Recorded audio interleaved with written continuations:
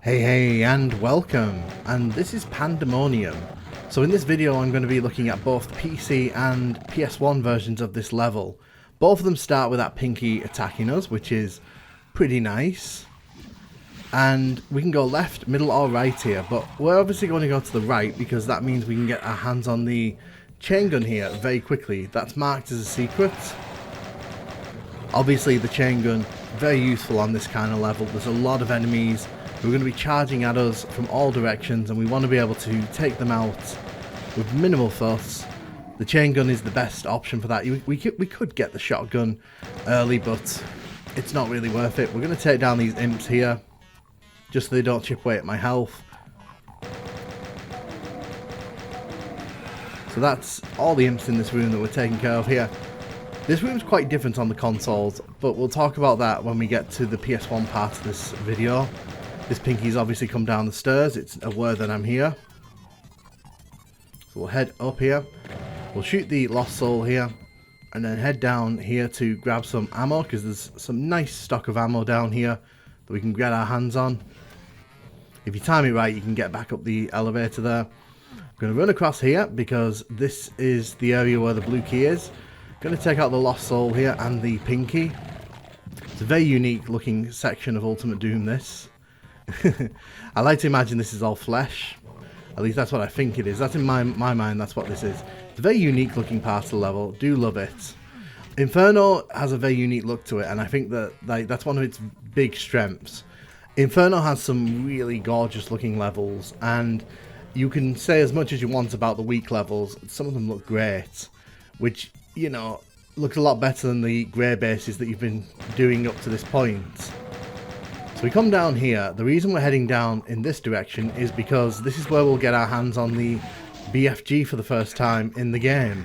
If you're playing without cheats, obviously if you're playing with cheats, you've had the BFG for a while. So you head down here, shoot you, and be careful of that water there. But the reward here is that we can use the invulnerability here, which is very nice.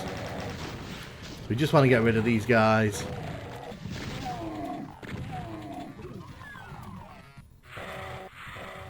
So what I like to do, I like to run around here and shoot this guy like this, just to get rid of him. And before the invulnerability runs out, I'm going to run towards the exit, and I'm going to take down all the imps here, just because it makes the end of the level a lot easier. Take out a few of the stragglers out here. So there's two secrets in this area. One's activated by walking onto that platform. So you get a nice amount of health if you need it. This one you've got to come and click, and this one has two pinkies inside of it. So make sure you get rid of those. You can see there's another blue armor up there, which of course we're going to grab. And then we head down this way. There's a bunch of enemies on this side here. It's a very interesting room, this. It's got water on the roof. The wall textures are rotating around us. It's a very interesting space in the game, this. Luckily with this Caco Demon here, we don't have to worry too much. What I like about this level is that it's very open. So like if you just want to run to the end of the level, it's, as long as you know where the blue key is, you pretty much can do whatever you want. There's this whole bit here which is completely optional, but it's arguably like one of the more memorable parts of this level, because there's a big cache of ammo and weapons out this way. But you got to get through this lava pit full of lost souls here. So we're going to take these guys out here. Like I said, I do appreciate that Inferno has a very unique look to it compared to the other two episodes, and I love that they kind of lean into that fully, like as far as they can in the original Doom engine. We'll bring up these pinkies here, get rid of them. And yeah, we're going to grab a whole bunch of weapons here. So all of these are pretty useless to us. We're not going to really be making much use of these. There's only a few lost souls dotted around the levels here still. Not going to blast myself in the face with that. Ooh. There we go. And that's pretty much the end of Pandemonium on the PC here. So, very fun level, very open level, lots of choices for the player. There's a lot to really say. It's fun. It doesn't outstay its welcome. It knows exactly what it is. And I think that it very much earns that positive reputation that people have with it. It's a great level, very well designed, fun, and yeah, it's chaotic. That opening is very chaotic, but I'm going to show you now why I'm doing the console version of this level, because I think it in itself is very underrated, and let's jump into that. So this is the console version of Pandemonium, and as you can see, it opens in a very similar way with the Pinky attacking us. But it looks very different, this opening part. So we get the shotgun here. You'll also notice that there's no path out left. Yeah, so the left side of this map is completely gutted. And there's also a Hell Knight here, and a Nightmare Pinky. So there's a lot changed here, in terms of the caliber of enemy that we're facing. We want to get rid of as many of these as we can. We don't want these guys following us through the level. So yeah, the PS1 version has Hell Knights dotted throughout Ultimate Doom, which is kind of interesting. Not too difficult to defeat, but obviously when you're pistol starting, bit of a nightmare. Gonna grab this box of shotgun shells here. So you can see there's a very different tone to this level in the way that it looks aesthetically, because they've changed, like they've had to change a lot, because a lot of the hell textures don't make it across, which I think is a shame. You can see that this room's changed a lot as well. There's no pillar in the middle for the shotgun. You'll also notice there's no staircase on the right hand side where the blue key is. Yeah, the blue key's been moved. So I'm going to actually go and grab the chain gun now. I think if I don't grab the chain gun now, I'm just going to end up being cannon fodder.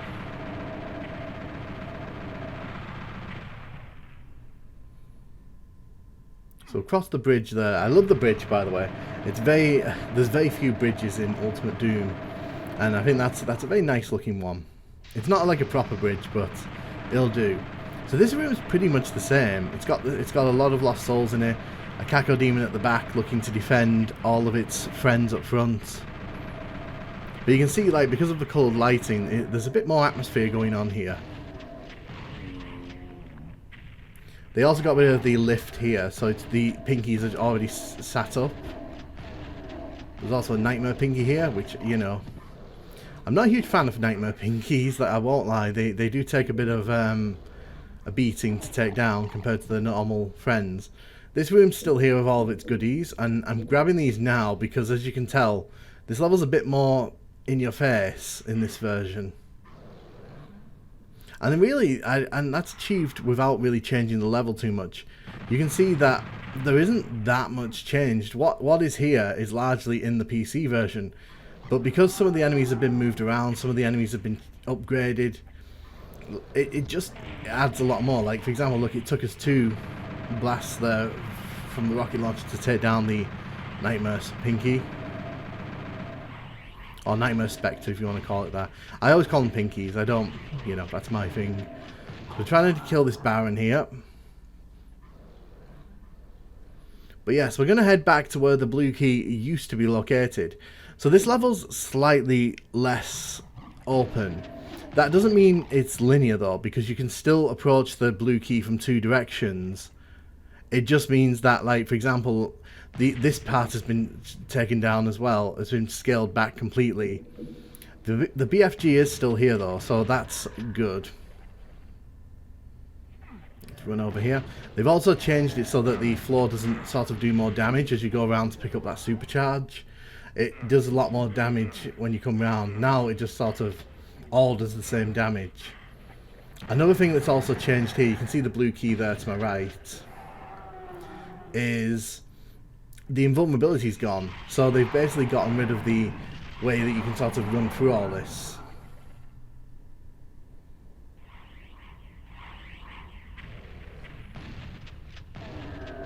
But yes, as you saw there, there's no way to get down to where that room with the water on the roof was, because that room doesn't exist anymore. Also, I don't think this water hurts us anymore. In the PC version, this is boiling water, but I don't think that's the case here. Oh, hello.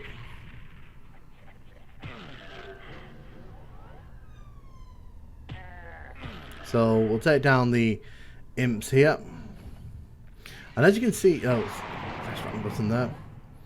So as you can see here, there's 2 Hell Knights guarding the way to the blue door, which means You got to be ready. Those definitely weren't there in the PC version. So there's still 2 pinkies in here. I think, yeah. So there's a nightmare version and a normal version. So this level's still the same at heart. I actually think that the changes don't really detract too much from the overall experience. I think that, yeah, it's a shame that part of the level's gone, but I think the fact that they've left in so much of the different options is good for the player. Oh right, I didn't pick up the blue key, did I? Yeah, I completely forgot about that. There's an imp over there as well. But you can see the blue key is up there. It's kind of interesting that they've put it on the way to the blue door as well. I'm guessing they didn't think most players would head towards the BFG first. I think they thought you'd head around where the Baron was. But this room hasn't really changed much either. It's similar but feels different because of the use of textures. And that's pretty much the end of this level. Like I said, both versions of this level are really good in my opinion. They both offer something a bit different, which is really nice. I prefer the PC version just because there's more options and it's more open, but I think the PS1 version of the level really brings a lot to the table as well. And when I say PS1, I mean console version, because it's obviously in all the console ports. But yeah, Pandemonium, great level, no matter which console you choose to play it on. Really fun time, and yeah, definitely worth going back to experience if you haven't done it in a while. Thanks for watching, hope you enjoyed the video, and hope you liked the fact that I wanted to do a little bit of a comparison here. This is something new I'm trying. If people like it, I will probably continue doing this, because this is something a bit different, and I think it's a bit more fun. Thank you very much guys, and catch you in the next video.